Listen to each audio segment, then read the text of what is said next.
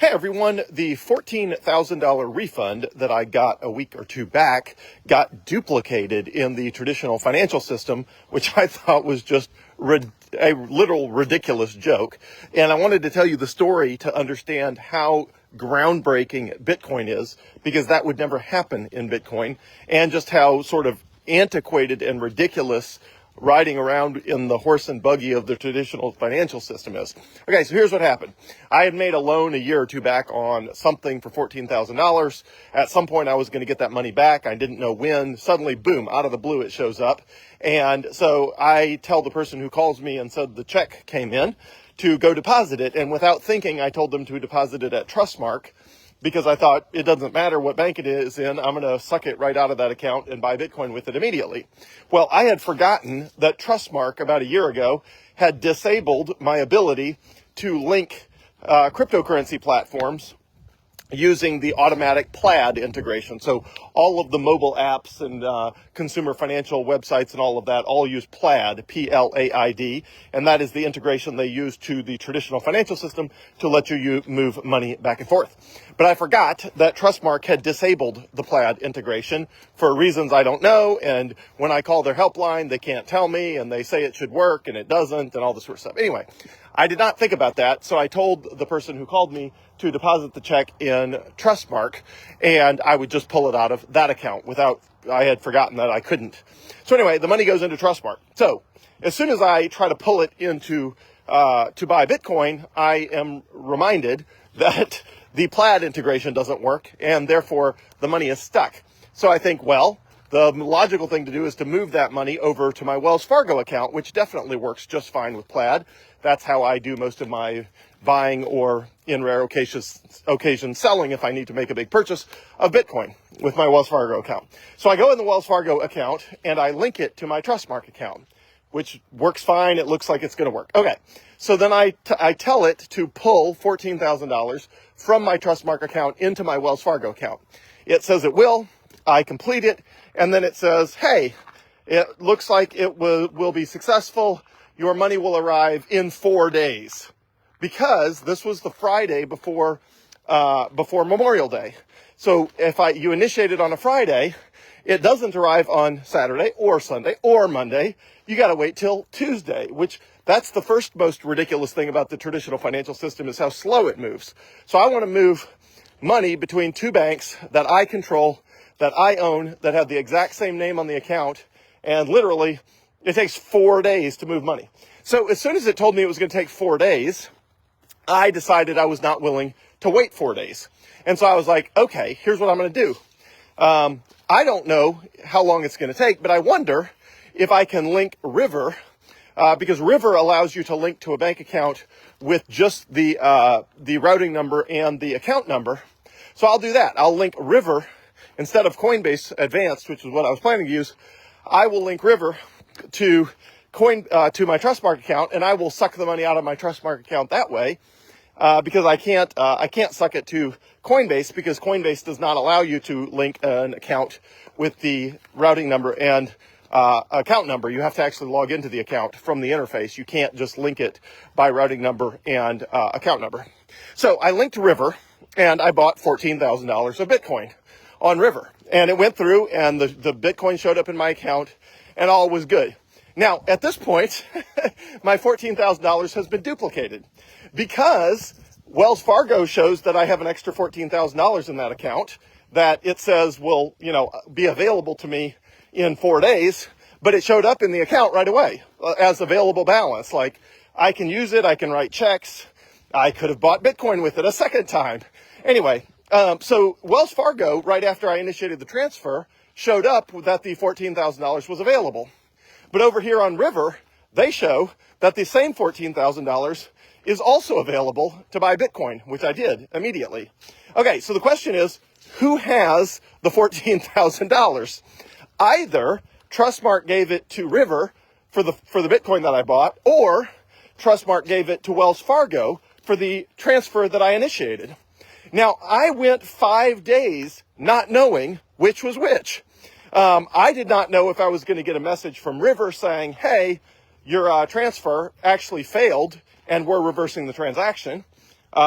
which I thought was unlikely because I had already bought Bitcoin with it.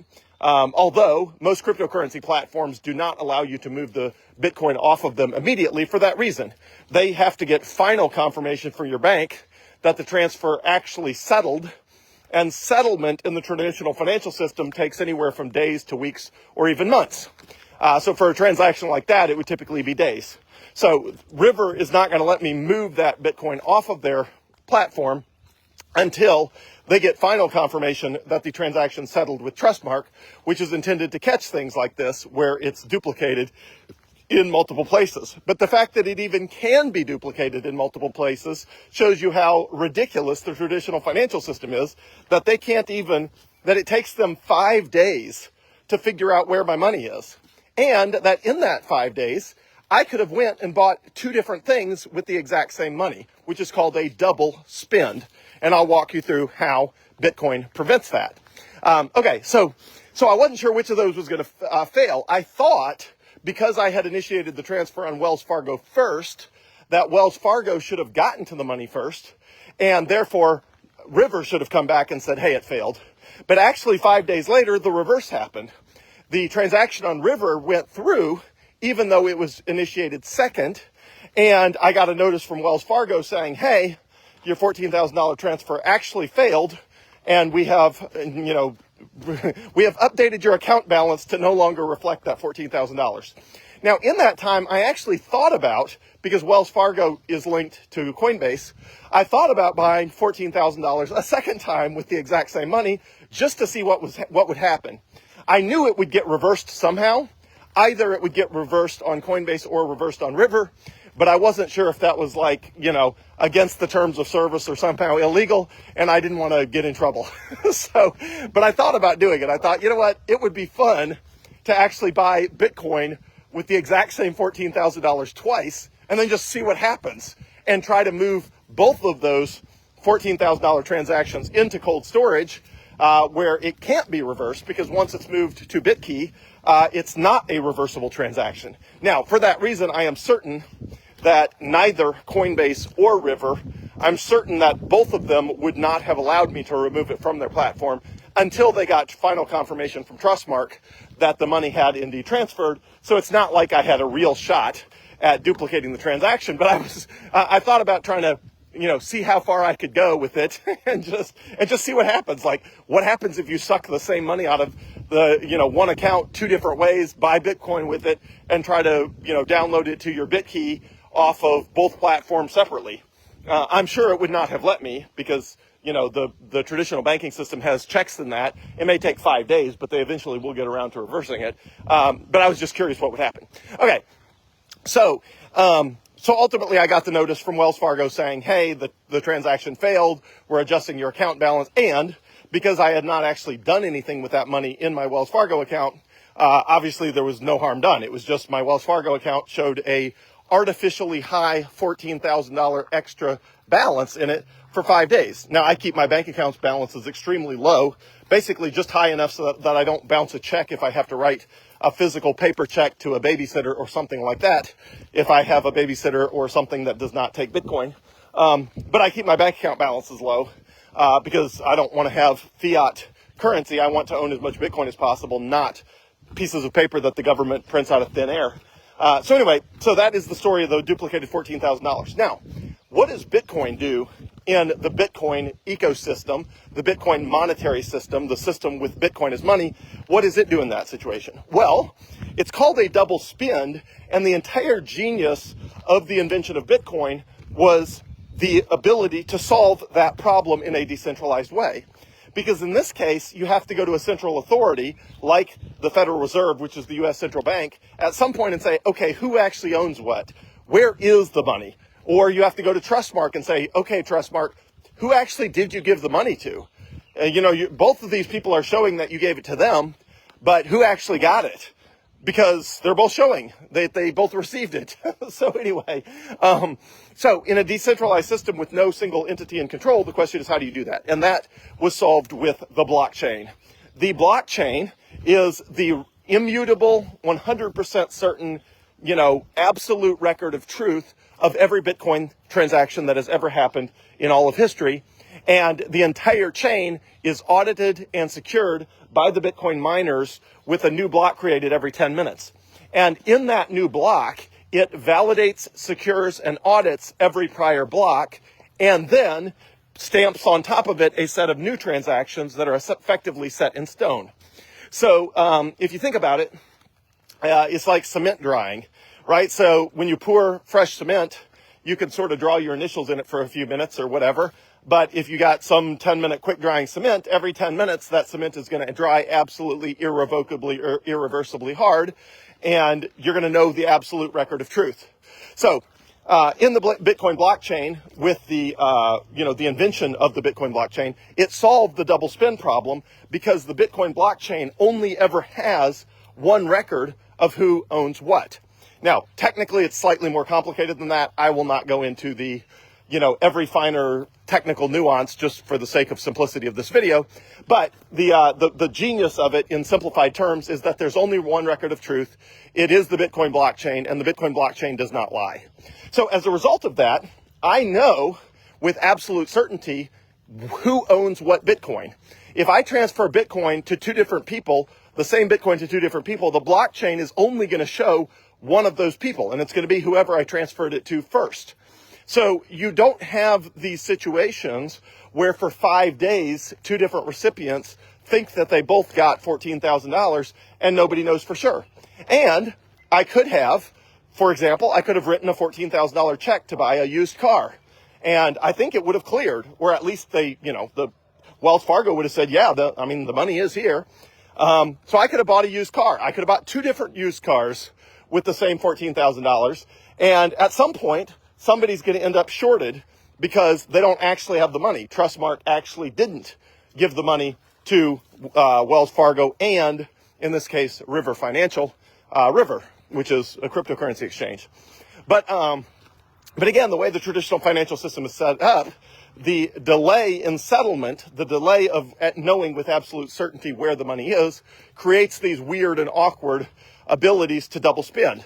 Now, again, they have lots of checks and balances, and that's why when you deposit a check at a bank, they typically put a 7-day hold on it, and that's because they're trying to wait to make sure you didn't deposit an identical check at a different bank for the same money. So, that is why they do what they do. But with the Bitcoin blockchain, it avoids all of that. You don't have to have all of these ridiculous 5-day, settlement, because the Bitcoin blockchain only has one record of truth. And that was the genius. There was a bunch of genius, sort of developments with Bitcoin. One of them was decentralized money. The absolute certainty that there will only be 21 million, even with no single entity or single country or single anything in charge. The way the Bitcoin blockchain works, and the way the Bitcoin nodes and the Bitcoin miners work, to absolute guarantee with absolute certainty that there will only be 21 million Bitcoin, was probably the biggest genius invention of Bitcoin. Second to that was the ability to have an absolute record of truth with the blockchain on who owns what, and which avoids double spends, the efforts by people to spend the same money in two different places, which again is a very hard problem to solve, because in the case of electronic currency, again, if I'm trying to spend money in Thailand and I'm trying to spend money in the United States, if the money is electronic, then it's really hard to figure out, wait, which one happened first? Am I spending the same money in two different places, hoping that neither party on each side will figure out that the money they got is not the real, is not the real money that will clear? And again, Bitcoin solves that with its genius of the creation of the Bitcoin blockchain. So anyway, instead of taking days or weeks or months to settle transactions, Bitcoin can be transferred instantly anywhere in the world in seconds, and the entire blockchain is audited, secured, and stamped in permanent, cement every 10 minutes when a new block is generated, which means even for billion-dollar transactions, the recommendation, even for moving billions of dollars around. So let's assume somebody's buying, I don't know, an oil field, something insanely expensive with a transfer between, sovereign nation states, and it's ridiculously expensive, and it only, that transfer can only happen once, and it's completely irrevocable, as in once you surrender control of whatever it is, that it absolutely positively, there's no way to get it back. Even in that situation, the most conservative people would say, okay, if you want extra security on the Bitcoin blockchain, wait for 6 blocks. That's the magic number. Wait for 6 blocks. Even if you're settling billions and billions and billions of dollars and you just want to be super, super sure about it, wait an hour. If you want to be, 99.99999% sure, wait 10 minutes and just make sure that the next block has the transactions in it, and a block can never spend the same Bitcoin twice. So when you transfer Bitcoin and you see it, it says confirmed, that's the word. When it is confirmed, that means it's been included in a block by one of the miners, which gives you almost complete virtual certainty. But if you want to wait 6 confirmations, which is 1 hour, 6 10-minute time frames, then that is effectively the transaction is buried under such a thick layer of impenetrable, unalterable, irreversible cement that you can settle transactions even in the billions of dollars with settlement times of an hour. So literally you could show up for a multi-billion-dollar transaction to transfer ownership of an oil field. You start the transaction with Bitcoin and you sit down for a cup of coffee and a chat. And at the end of an hour, the transaction is buried 6 transactions, 6 confirmations deep in the blockchain. And you can get up and walk away knowing that you can, hand over the keys to a multi-billion-dollar oil field or whatever. And there's absolutely no way that that is going to get reversed in some way. So in the traditional financial system, you can't do that. If you try to use gold, it's going to take a huge amount of time and energy to assay the gold to make sure it actually is gold, that there's not actually tungsten inside the gold bars. So gold is really hard to settle. US dollars are also really hard to settle because, again, it takes days or weeks, or in some cases months, to have absolute certainty that a transaction has happened, that it's irreversible, that it hasn't been double spent and all of that, just like my $14,000. So bottom line with all of this is every time I interact with the traditional financial system, even if it's trying to just get money out of it to buy Bitcoin, I run into this stupid ridiculousness of how insane it is that $14,000 can appear in 2 places at the same time for 5 solid days before I find out which one of them actually got it. And it reminds me of the genius of Bitcoin, where that can never happen because due to the genius of the blockchain and the immutable, irrefutable, always reconciled ledger of who owns what, you can have absolute certainty. And the settlement time of Bitcoin is with settlement for anything but the largest transactions happening in 10 minutes, and even the largest transactions of billions or tens of billions of dollars taking at most an hour if you want to make sure it's buried at least 6 blocks deep in the blockchain, which just gives you extra assurances. Anyway, the whole thing of Bitcoin is genius. If we lived in a entirely Bitcoin world, which we will someday, then the refund I got would have been in the form of Bitcoin, whatever that was, 0.15 Bitcoin, or I don't know, whatever it was. Let's call it 0.15. It's whatever $14,000 was when Bitcoin was $109,000. So, 14 109ths, which is, I don't know, more than 10%, but less than 15%, whatever that is. It would have just been that much Bitcoin, and I would have gotten the refund in the form of Bitcoin. It would have cleared and settled in 10 minutes, and there would not have been any of this ambiguity as to who owns what and where is the money and can I spend it. And additionally, when you transfer Bitcoin around on platforms, you don't have to wait for settlement. There's no 7, 9, 10-day waiting period like US dollars, because if you transfer Bitcoin in, they know within 10 minutes that you absolutely own it, because otherwise the blockchain would reflect that you don't. And if you transfer it out, they know within 10 minutes that you absolutely, no longer have ownership of that Bitcoin because it went somewhere else. And everybody always knows the record of truth because everybody in the entire world that uses Bitcoin is looking at the Bitcoin blockchain, and there's only one of those. And all the computers on the Bitcoin network, which includes more than 100,000 nodes, all synchronized to that one version of truth and will reject anything that is not that version of truth. And that is how they're programmed. So anyway, Bitcoin's genius, and it's only a matter of time. It's slowly taking over the world. Obviously, there are ups and downs on the way up, but directionally, it is always eventually going up because Bitcoin is such incredibly superior technology to anything else that exists in the world, as money, as currency, as everything else, that it's only a matter of time before it takes over everything. So have a great day, everyone, and I'm here for anything you need. Thanks.